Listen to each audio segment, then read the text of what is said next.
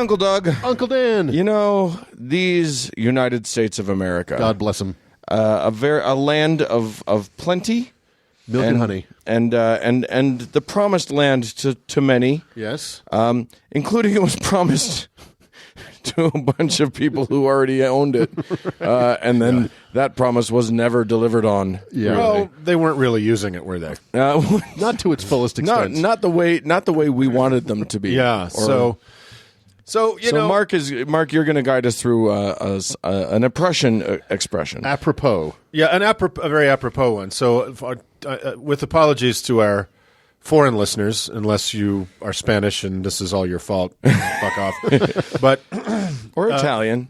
I mean, Italians are involved. and then the Portuguese. It really it became an international effort. A lot of blood on a lot of hands. So our foreign listeners may not know that we have a holiday here in these United States celebrating one Christopher Columbus. Mm-hmm. Oh, yes, we do. And the celebrated day of his arrival here in not these United States, but just a little bit southeast in the Bahamas on October 12th, 1492. So we have a whole holiday dedicated to him, and I am here to say we should not.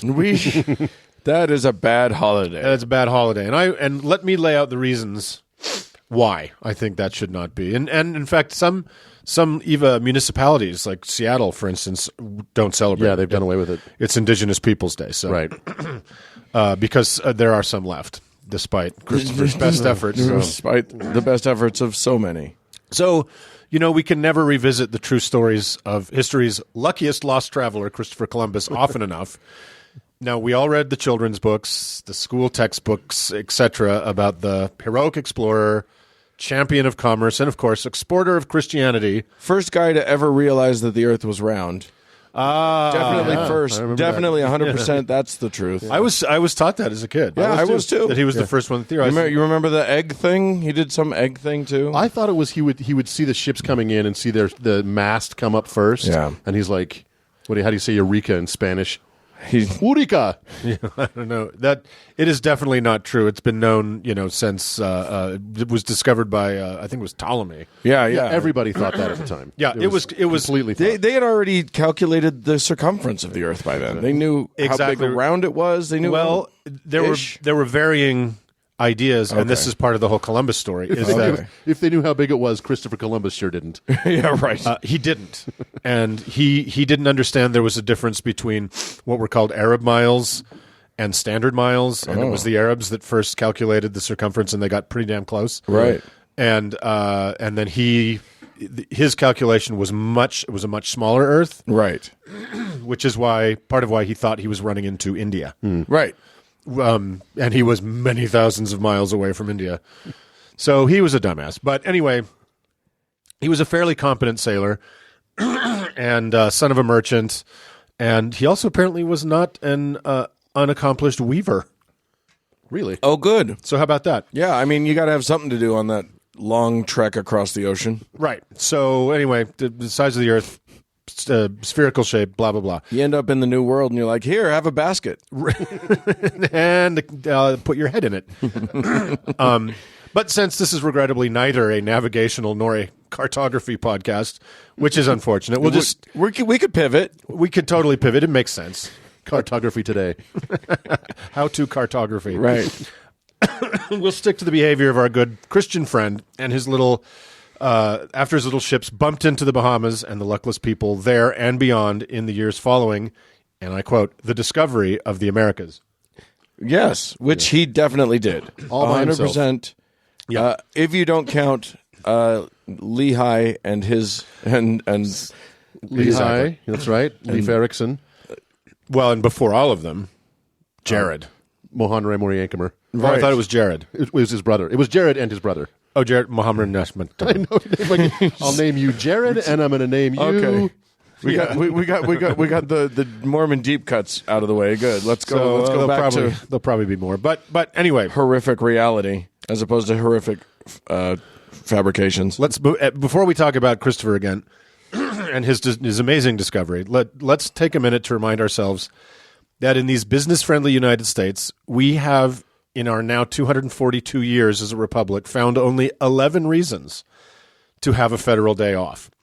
That's not one per month. So Christopher Columbus has been deemed important enough to single out for 1/11th of our finite national sainthoods, alongside Jesus, which is Christmas holiday, obviously. Right. Yes, of course. Presidents Washington and Lincoln. Sure. We have President's Day, honoring our founding president, and the one who, for reasons that become less clear by the day, saved the republic. Right. And we honor that day by buying mattresses. There's a day for Martin Luther King, who forced us to be a little better by getting himself shot. A little. Memorial Day for the memory of all of our dead, and Christopher fucking Columbus. Peace be upon him. Hallowed be thy name. So Columbus bumbled into the Bahamas after 5 weeks at sea on October 12th, 1492, and we all know that. It only took 5 weeks.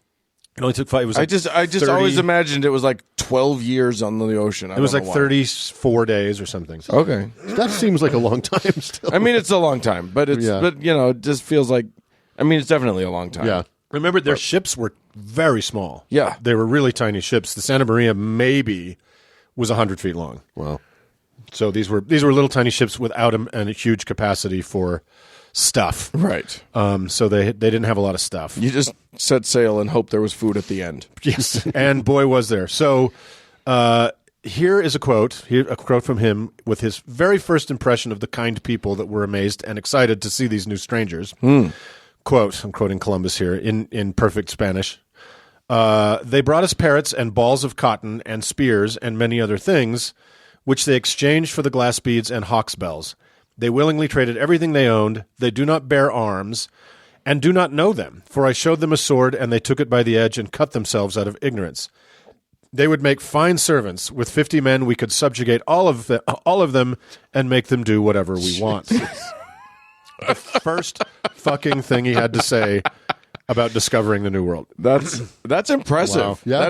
That is some solid. Right. Like, hey, here, want some trinkets? Oh my God, these guys are going to be easy. Super slaves.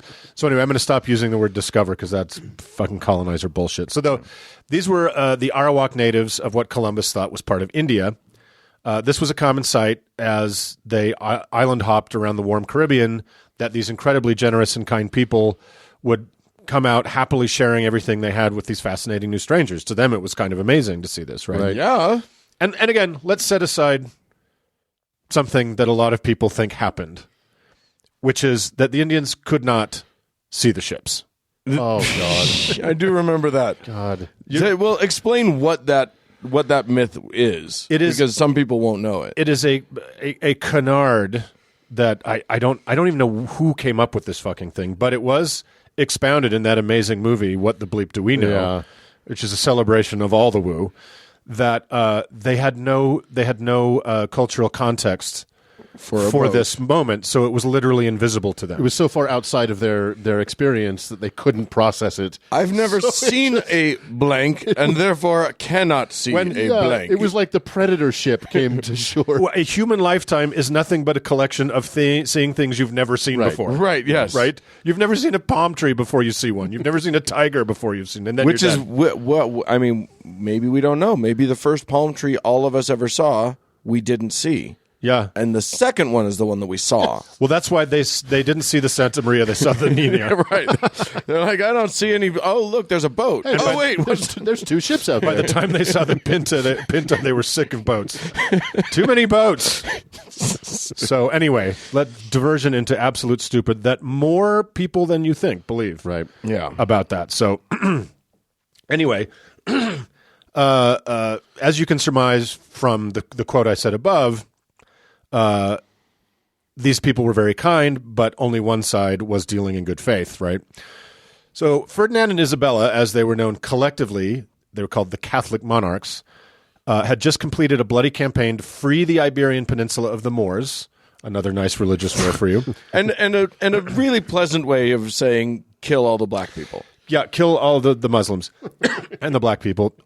So there was a brutal series of battles called the Reconquista. They unified Spain, and they were willing to fund Columbus's mad westward voyage so long as he came back with lots of gold. So he'd been trying with all these different monarchs throughout Europe to get this funded for years. Was it gold or I mean, because traditionally you went to the Indies for spices, right? Well, they wanted spices, they wanted slaves, but they wanted gold. Okay. And the reason being, they were broke from these wars, and this was the time when the great European powers were kind of coalescing into big nation states. Right. And so that there was a real multiplying power in all the feudal states getting together. So they just found themselves with a lot of land, but very poor at the wrong moment. They needed gold. Yeah. So they said, call yourself whatever you want, Admiral of the Ocean Sea, be the governor of all that shit. Do whatever you want when you get there. Just send gold back. Right? So, Which I would do. right. Yeah, okay. I'll take it. So from the minute they made landfall, the hunt was on. Yeah. He noticed the natives were wearing tiny gold earrings. This would turn out to be a disastrous choice for them in hindsight. Columbus. How often does fashion indicate genocide? It happens a lot. I'm You just saying. never More know. often than you think. You never know when you're accessorizing what's going to happen next. So don't accessorize. That's what I'm saying.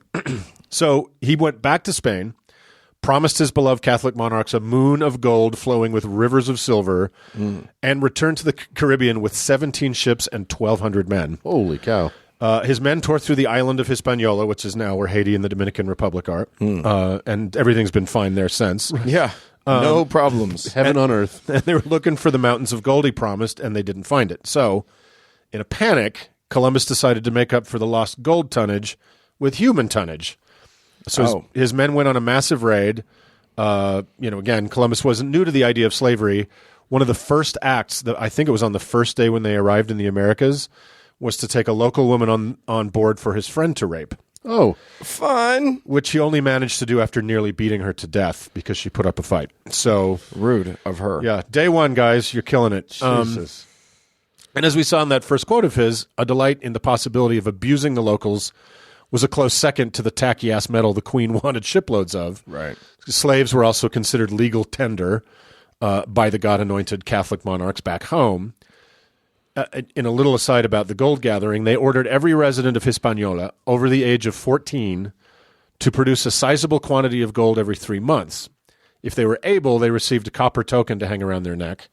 Any man, woman, or child caught without this token would summarily have their hands cut off for laziness. Fuck. It was a gold poor island. There were just right. tiny trace amounts of it. Yeah. So This is not like we're not talking about the gold rush here. We're talking about they're tiny, lucky tiny if they found any. trace amounts of gold. And they didn't have it's not like they had smelting techniques or whatever. They were able to melt the gold into the nuggets and kind of shape it into things. 'Cause Okay.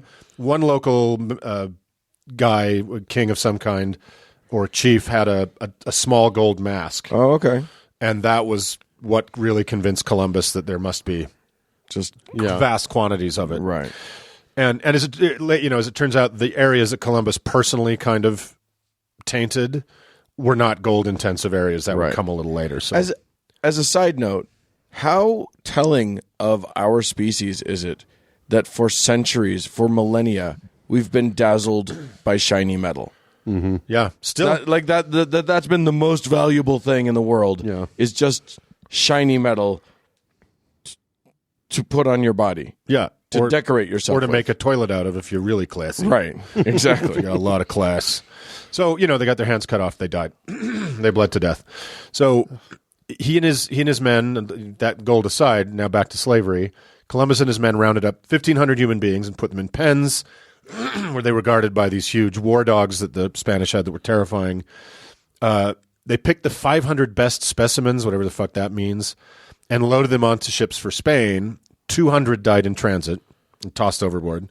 This marks the beginning of the transatlantic slave trade. Wow. So the first ship went east rather than west, right? So he was sending American slaves to Spain. The first loads of human beings headed east. The very first shipload of enslaved Africans were sent by order of the king to Columbus in 1501. What? Yeah, and it would be a couple decades later, in 1526, before the Portuguese started the endless loads of Africans heading west to replace the depleted population of slaves in the new lands of Spain and Portugal, and then the Johnny-come-latelys of the British and the French. So Christopher Columbus is rightly called the father of the transatlantic slave trade. And that is awesome. So Yeah. why did the colonizers need to begin the full-scale rape of a whole other continent to facilitate the rape of the Americas. It was because in addition to the fully conscious murder, enslavement, and rape that was causing widespread death among the indigenous Americans, most everybody knows the Europeans brought unseen pestilence that the natives had no immunity to, like smallpox and measles and cholera, etc. And you know what? Because they'd never had cholera, they couldn't see it. They couldn't catch it. Oh, it's funny. So, in addition to being worked to death and just straight up murdered, it's estimated. It's really hard to know how many people there were and then weren't, but it's been estimated that 90% of the native population between that breezy day in October when Columbus first got his old world pantaloons wet and 1900, 90% of the population was depleted of the native population. So Africans, as it turns out, had largely the same immunities, though not always exactly the same as the colonizers. So Africa got rampaged so they could rampage the Americas. Okay. Because they wouldn't get sick. That's right. They would die eventually of being worked to death and murdered. Sure. But like you at least get your money's worth. But they didn't die of smallpox. Yeah, I've got good news and bad news. Congratulations on your immunity. This is the best advertisement for anti-vax I've ever heard. You know what? Fuck it. Don't vaccinate. I can still get polio. No enslavement. leave me No alone. enslavement. I'm very vulnerable to the pox. Oh, it's funny. Now remember, through this new door of discovery that Columbus kicked open, loads of other bad actors poured through. Very soon there was Cortez in Mexico, Pizarro in Peru, the Portuguese in Brazil, the French in Haiti, the English in North America. What they all had in common was a strong faith in the divinity of Jesus Christ, Correct. a European sense of God-ordained destiny, and a voracious need to pay back their loans Yeah. and to get rich. So then the question... I mean, it sounds like the stories of today. I mean, maybe not slavery, but you combine all of those things, the desire to get rich, a solid Christian background, and debt. and debt, and What can go wrong? and everything goes correctly. Yeah. Everything goes according to plan. So a lot of people would say, apologists would say, well, weren't these just greedy, corrupt, venal men, far from the view of the Pope and their monarchs who wouldn't have stood for any such barbarity? Well, that's bullshit. So because church and state and military and economy were indistinguishable from each other, the act of one was the act of all. Yeah. The greed was as intertwined with their religious radicalism. It was intertwined in such a way to make them articles of the same faith. Right. Totally. And to prove that, here's some information about the popes back home. So when Islam presented a serious military threat to Italy and Central Europe during the mid-15th century, Pope Nicholas V tried to unite Christendom against them but failed. He then granted Portugal the right to subdue and even enslave Muslims. Pagans and other unbelievers in the papal bull that we're all familiar with, Dum Diversas of 1425. Several decades later, European colonizers and missionaries spread Catholicism to the Americas, Asia, Africa, and Oceania. The 1455 papal bull Romanus Pontifex granted the Portuguese all the lands behind Cape Bajador, wherever that is, and permitted these godly emissaries to reduce pagans and other enemies of Christ to perpetual slavery. So, straight from the Pope's mouth, slavery was fine with Christ and business was good. Well, have you read his book? Christ's book? Oh, yeah. The whole book's just full of slaves. The care and feeding of slaves. Yeah, Jesus himself was talking about how be nicer to your slaves. Yeah. Never don't have slaves. Right. That was not on the Right, menu. that's the rule of thumb. Don't beat him with a stick bigger than your thumb. Right. Just come on, Jesus. So anyway, in a measure of fairness, no one involved in this horrendous story deserves. I will note that some local priests on the ground in the Americas were appalled by the insane cruelty and agitated for a more moderate, but not necessarily a complete end to the savagery. because they were Jesus followers. The true Right. followers of Christ. So this eventually caused Pope Paul III to issue an edict called Sublimis Deus in 1537. Which means subliminal God. That means, yes, the God you can't see on his ship. Begrudgingly saying the natives were actually human and should be afforded baptism into Christianity, whether they wanted it or not. Wow. So fair play there, Acknowledging assholes. their humanity. What a That's, step forward. And amazing. people were furious. Of course, the course. conquistadors and the business end of that stick were furious about it. So But don't worry. Enslavement and extermination hardly noticed the cool new wax stamp from Rome tacked to the bulletin board, and things just carried on like before. So we wandered a little far afield from our friend Christopher. So by now in this tale, he's dead. He only made it to 54, but before he shuffled off to what was likely a shitty slide into hell by a gonorrhea-related disease. Shocking. Yeah. He wrote a book in which he described a desperate moment, sick and alone on his ship, waiting in fear while his men had gone ashore to kill a bunch of natives, but instead they had walked into an ambush and were getting destroyed. A voice came to him in his pussy brain while his balls were rotting off. It was, as he would later describe it, a call to repentance. And let me read it to you. O fool, and slow to believe and serve thy God, the God of every man, what more did he do for Moses or for David, his servant, than for thee? For from thy birth he hath ever held thee in special charge. When he saw thee at man's estate, marvelously did he cause thy name to resound over the earth. The Indies, so rich a portion of the world, he gave thee for thine own, and thou hast divided them as it pleased thee. Of those barriers of the ocean sea, which were closed with such mighty chains, he hath given thee the keys. Thou hast won noble fame from Christendom. Turn thou to him and acknowledge thy faults. His mercy is infinite. Does that really sound like a call to repentance? So his great sin was dividing up the land and not keeping it all for himself. And just his greatest sin was his overall wonderfulness. Right. That doesn't sound made up at all. No, well, he may have actually had that experience, the fever dream of being told by God how great you are. That sounds about right. The voice in your head might just be telling the truth. Well, might just be telling you what you believe about yourself. So I'm pretty sure that Donald John Trump has had that exact dream a number of times. In his own voice. You're terrific. You're wonderful. Your father loved you. You're the best president anyone's ever seen. So, as we know, huge. Columbus never really repented a fucking thing. And as I read it, it's a piece of fan mail from an admirer. So, see in his book called The Book of Prophecies, again, Columbus never wavered in his Christianity. He was a good Christian man, and everything he did was what was anointed by God. Right. Columbus saw himself in the book as an instrument of the Second Coming. He saw his pious Christian patrons, the Catholic monarchs Ferdinand and Isabella, as the last emperors of earth who would conquer Jerusalem for Christ, and he himself was the sword of God that brought Christianity to these new lands of the West. Never mind that the hole he kicked in the world drained it of at minimum 50 million lives, and that native people still struggle to recover from the seismic shocks he caused to their universe. Christopher Columbus saw himself as an agent of the end of the world, and for once in his shitty life, for countless millions of people, he was right about something. Yeah, well. So I say, fuck that guy. And everybody enjoy celebrating Indigenous Peoples Day. Yeah. One wants to make jokes, but it's literally just fuck that guy. Yeah, and I don't know what the defense of Columbus Day is anymore. Knowing what we know, what's the point of it? Why? The defense is literally just, but what I was taught in school is different from what you said. Yeah. Right, and I think it's also just it's using the word kind of broadly, it's a conservative take on history. Right. History is written by the winners.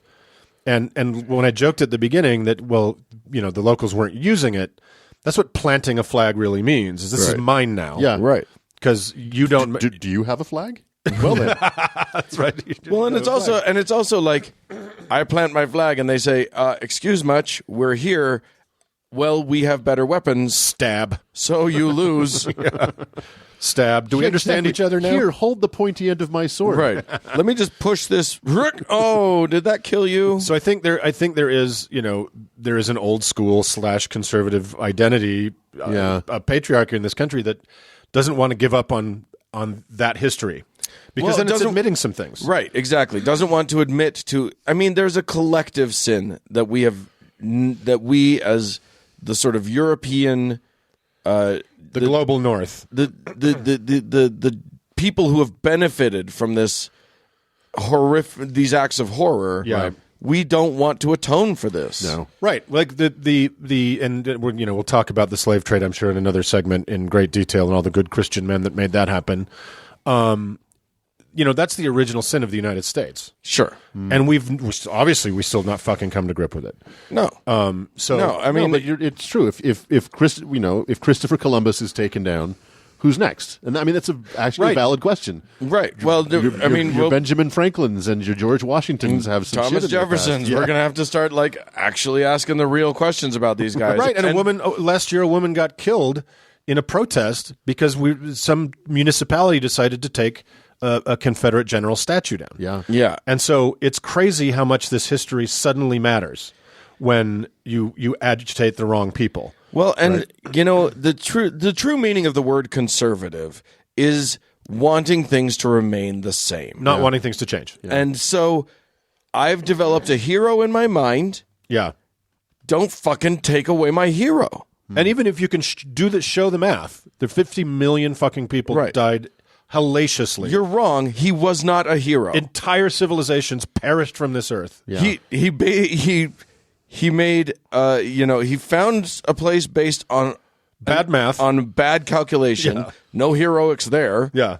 Instantly wanted to enslave the people. Yeah. His first thought is enslave these dipshits and plunder like a motherfucker. Yeah. Right. If I get in my car and tell you, "Hey, Dan, I'm going to Chicago," and I end up in New Orleans, I'm not a fucking hero. Right. Especially if you end up in New Orleans and just start shooting people until they give you all of their stuff. Yeah. That's not a hero. Yeah. That's a monster.